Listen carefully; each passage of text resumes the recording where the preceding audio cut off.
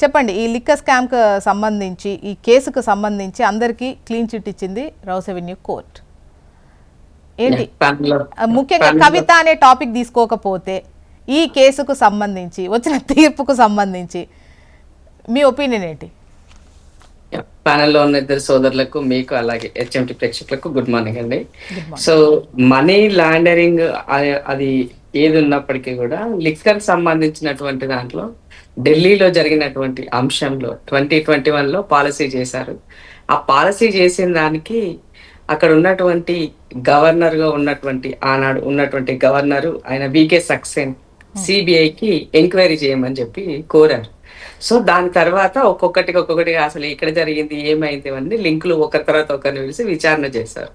So ఇక్కడ సత్యేంద్ర జైన్ గారిని ఒక 2 సంవత్సరాలు, మనీష్ సిసోడియా గారిని ఆయన కూడా 1.5 year అనుకుంటా, తర్వాత కేజ్రీవాల్ గారిని, తర్వాత కవిత గారిని చేసినాక కేజ్రీవాల్ గారిని.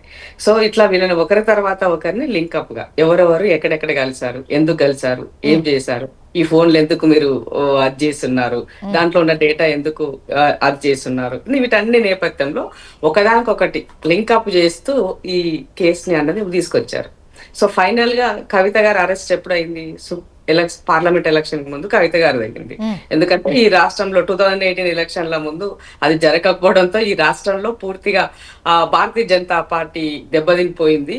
కాబట్టి కావాలని బీజేపీ బీఆర్ఎస్ కలిసే ఉన్నారని సమాజం ఆలోచిస్తుంది. కాబట్టి ఇప్పుడు పార్లమెంట్ ఎలక్షన్ లో మనము కొత్త అది తీసుకోవాలనుకుంటే డెఫినెట్ గా ఇది కవిత గారికి రైట్ టైం. అంటే పొలిటికల్ కంపల్షన్ అన్నది ఏర్పడే విధంగా ఈ కేసులో ఒక కీలక పరిణామాలని జరుపుతూ వచ్చారు. సరే, కేసులో ఏముందనేది తర్వాత విషయం, కానీ ఆ యొక్క ఈక్వేషన్స్ ని మీరు గమనించినట్లయితే దాని పర్యవసానంగానే బీఆర్ఎస్ పార్టీ ఈ రాష్ట్రంలో పార్లమెంటు పోటీ చేయకుండా భారతీయ జనతా పార్టీకి సపోర్ట్ చేస్తూ అక్కడ వాళ్ళకి చేసినటువంటి ఇంటర్నల్ గా జరిగినటువంటి కవిత గారు ఇచ్చినటువంటి స్టేట్మెంట్ బీజేపీ బీఆర్ఎస్ అంటే ఈ కేసు విషయాన్ని వెనక్కి తీసుకోగలిగితే బీఆర్ఎస్ వచ్చి బీజేపీలో కలపమంటున్నారు, అప్పుడు నేను వద్దనని ఆమె బయటకు వచ్చి ఇచ్చినటువంటి స్టేట్మెంట్. సో ఇట్లా ఒకదాని కూడా అంటే ఇక్కడ నేను ఏం చెప్పాలనుకుంటున్నా, భారతీయ జనతా పార్టీ వ్యవస్థలకు ఉన్నటువంటి ఇండిపెండెన్స్ ని కాపాడకుండా, వాటి గోప్యతను, వాటి యొక్క విలువలని నిలవనీయకుండా పూర్తిగా పొలిటికల్ విషయంలో దీనిని ఇన్ఫ్లుయెన్స్ చేస్తున్నారని చెప్పాల్సిన అవసరం ఉంది. సో దాంట్లో కేసులో బలం లేకుంటే ఇంత దాకా రాదు, ఇంతో అంత అందులో ఉండాలి, ఉండకుండా లేదు మొత్తం పూర్తిగా దీని ఏదో చేశారని నేను అనను. కానీ దీనిని ఒక పొలిటికల్ లైన్ లో ఉపయోగించుకోవడం కోసము భారతీయ జనతా పార్టీ ఉపయోగించుకోవడంలో ఇక్కడ సక్సెస్ అయింది. అక్కడ ఆమ్ ఆద్మీ పార్టీ ఢిల్లీలో ఓడిపోయి భారతీయ జనతా పార్టీ కైవసం కావడం, రెండోది ఇక్కడ తెలంగాణ రాష్ట్రంలో పార్లమెంటు స్థానాలు పెంచుకోవడం, దేశవ్యాప్తంగా అంటే ఒక అవినీతి మరకలు లేనటువంటి ఒక పార్టీని పూర్తిగా దానికి అవినీతి మరకలు ఉన్నాయి అని ఈ సమాజాన్ని నమ్మించడంలోను, ఈ సమాజానికి తెలియజేయడంలోను వాళ్ళు సక్సెస్ నేనేమంటా, నా పార్టీ కంప్లైంట్ ఇచ్చినా కూడా ఒక పాలసీ జరిగినప్పుడు డెఫినెట్ గా అందులో ఏమైనా జరిగితే ఎవరైనా ఇవ్వచ్చు, ఏ సిటిజన్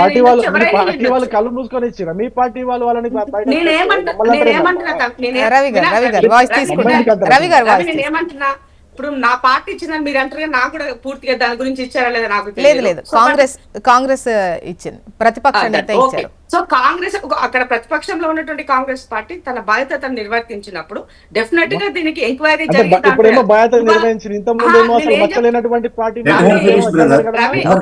రవి గారు ఎవరి టైంలో వాళ్ళు మాట్లాడండి, ఎందుకంటే జనాలకు ప్లీజ్. నేను మీరు మాట్లాడినప్పుడు విన్నాను కదా, మీరు వినండి.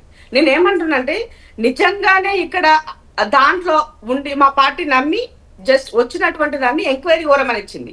ఎంక్వైరీలో నువ్వు తేల్చిన దాంట్లో ఇంత మందిని జైల్లో ఉంచి వాళ్ళ వ్యక్తిగత హననం చేసి వాళ్ళ రాజకీయ పార్టీల భూస్థాపితానికి కారణం చేసి ఇన్ని రకాలుగా అయినటువంటి తర్వాత ఇవాళ క్లీన్ చీట్ లో బయటకు వస్తే మీరు ఏం మెసేజ్ ఇచ్చినారు అనేది ప్రైమరీ ప్రశ్న. ఇక్కడ సిబిఐ గాని ఈడీకి గాని వాటిపైన విశ్వాసాన్ని ప్రజలు ఏ విధంగా తీసుకుంటారు? నిజమైన జెన్యూన్ కేసులు చేసినా కూడా ఇలాంటి సందర్భం, ఇట్లాంటి జడ్జిమెంట్లు వచ్చినప్పుడు ఒక మానసిక క్షోభకు గురి చేసిన తర్వాత తిరిగి వాళ్ళ యొక్క వాల్యుబుల్ టైం, వాళ్ళ యొక్క విలువలను, వాళ్ళ యొక్క మర్యాదలను, ఈ సమాజంలో వాళ్ళకి ఉన్నటువంటి దాన్ని పూర్తిగా మీరు తిరిగి వెనక్కి ఇవ్వగలుగుతారా? ఇవ్వగలుగుతారా అన్నది చాలా ప్రైమరీ ప్రశ్న. మీరు ఆలోచించుకోవాల్సిన అవసరం ఉంది. ఏ సిటిజన్ కైనా సరే అయ్యుండొచ్చు. నేరారోపణ చేసిన తర్వాత నేరము రుజువైతుంది, సాక్ష్యాలు ఉన్నాయని పెద్ద పెద్ద పుంకనాలు చెప్పినటువంటి పెద్ద మనుషులు ఇవాళ ఈ కేసుని పూర్తిగా ఏమీ లేదు, ఇది ట్రాష్ అని 23 మంది పైన క్లీన్ చీట్ ఇస్తే దీన్ని ఏ రకంగా తీసుకోవాలి? ఈ సమాజంలో ఉన్నటువంటి వ్యవస్థలను 100% భారతీయ జనతా పార్టీ ఇన్ఫ్లుయెన్స్ చేసిందనాలా, లేదంటే నిన్న వచ్చినటువంటి జడ్జిమెంట్ నేపథ్యంలో మొన్న ఒక 8వ క్లాస్ లో పుస్తకంలో ఒక న్యాయ వ్యవస్థకి సంబంధించి వచ్చిన దాని పట్ల న్యాయ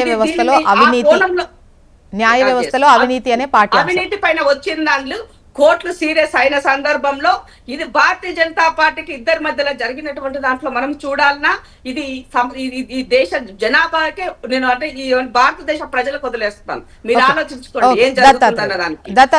రెండో విషయం ఇక్కడ ఇది అవుతున్న సందర్భంలోనే నిన్న సిబిఐ కోర్టుకు వెళ్ళింది, హైకోర్టుకు వెళ్ళింది. ట్రయల్ కోర్టులో ఇచ్చినటువంటి దానిపైన ఇవాళ హైకోర్టుకు వెళ్ళారు. హైకోర్టులో ఏమడుగుతున్నారు వాళ్ళు? మేము ఇవన్నీ మనీ లాండరింగ్ జరిగిన దానికి సాక్ష్యాలు ఉన్నాయి, వాళ్ళు కలిసినటువంటి వీడియోస్ ఉన్నాయి, వీటన్నింటికి సంబంధించి మేము ఎవిడెన్స్ ఇచ్చినాము, వీటిని వాళ్ళు పరిగణలోకి తీసుకోలేదు, కాబట్టి మీరు దీన్ని తీసుకోండి అని చెప్పేసి హైకోర్టుకి వెళ్ళినారు. అసలు ఏం నడుస్తుంది? కింది కోర్టు అయినా పై కోర్టు అయినా ఏ కోర్టు అయినా కూడా జడ్జిమెంట్ అనేది అందరికి చట్టం ఒకటే చెప్తుంది, వేరే చెప్తలేదు. ఏ కోర్టులో అయినా చట్టం ఒకటే చెప్తుంది, దానికి ఉన్నటువంటి లైన్ ఒకటే ఉంటది, వేరుగా ఉండదు కదా. ఇది ఏం జరుగుతుంది అన్నది ఇది ఆలోచించాలి దేశ ప్రజలు. ఇదే కోణంలో ఒక మాట, ఇదే కోణంలో గతంలో UPA 2 పైన కూడా 2G స్పెక్ట్రమ్ పైన ఆరోపణలు వేస్తే కాంగ్రెస్ పార్టీ అప్పుడు చేసింది. కానీ అప్పుడు ప్రభుత్వం మేము ఉన్నప్పటికీ ఎంక్వైరీ అడిగినాం, కానీ భారతీయ జనతా పార్టీ వచ్చిన తర్వాత 2G స్పెక్ట్రమ్ లో ఏమీ లేదని కొట్టేసింది. సో తర్వాత ఏం జరిగింది? ఆ సందర్భంలో భారతీయ జనతా పార్టీకి UPA అనేది చాలా దారుణంగా మోసం చేస్తుంది, కుంభకోణాలు చేస్తుందని మా ప్రభుత్వాన్ని దించడం కోసం భారతీయ జనతా పార్టీ బ్రహ్మాండంగా ఉపయోగించుకోవడానికి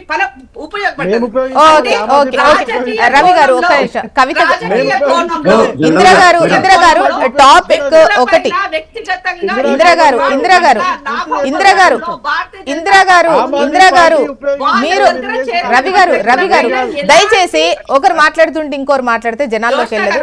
ఇందిరా గారు మీరే గుర్తు చేశారు కాబట్టి 2G ఇందిరా గారు మీరే ప్రస్తావించారు కాబట్టి ఈ 2G స్పెక్ట్రమ్ కు సంబంధించి ఈ కేసు రావడం అంటే మీరే ఒక అవినీతి ఆరోపణ వస్తే మీరే స్టార్ట్ చేసినా కూడా మీకు చెప్పు చేతుల్లో లేని వాళ్ళు, మీకు రివర్స్ అయిన వాళ్లను అప్పుడు కూడా CBI ఎంక్వైరీలతోని దారికి తెచ్చుకునే ప్రయత్నంలో భాగమే ఈ కేసు అన్నటువంటిది కూడా పలు ఆరోపణలను UPA అంటే ఫేస్ చేసిందా లేదా కాంగ్రెస్? ఇప్పుడు మహారాష్ట్రకి సంబంధించినటువంటి మొన్న చనిపోయినటువంటి పెద్ద ఆయన పైన వచ్చినటువంటి దాంట్లో ఏం జరిగింది? జోష్న గారు వాళ్ళ పార్టీలో చేరిన తర్వాత ఎంక్వైరీ ఉండిందా దానిపైన? లేదు కదా. కాబట్టి మరి వాళ్ళని ఎట్లా విశ్వసిస్తాం మనం? చెప్పండి. ఇన్ఫ్లుయెన్స్ చేస్తలేరా? ఇక్కడ హోమ్ మినిస్టర్ గా ఉన్నటువంటి అమిత్ షా గారు తన యొక్క పూర్తి అధికారాలను ఈ వ్యవస్థల పైన ఉపయోగించుకొని ఇవాళ ప్రతిపక్షంలో ఉన్నటువంటి వాళ్ళను, చెప్తే వినటువంటి వాళ్ళను నిర్వీర్యం చేయడంలో వాళ్ళు సక్సెస్ అవుతున్నారు. కాబట్టి నేను దేశ ప్రజలని కోరుతున్నది ఒకటే, మీరు గమనించండి ఈ దేశంలో ఏం జరుగుతుందో. ప్రజలు అవేదిలో ఉండాల్సిన అవసరం ఉంది, ప్రజలు దీనిపైన చర్చించాల్సిన అవసరం ఉంది. పార్టీలు కాదు, ప్రజల నుంచి రావాలి అవేర్నెస్ అంటున్నాను.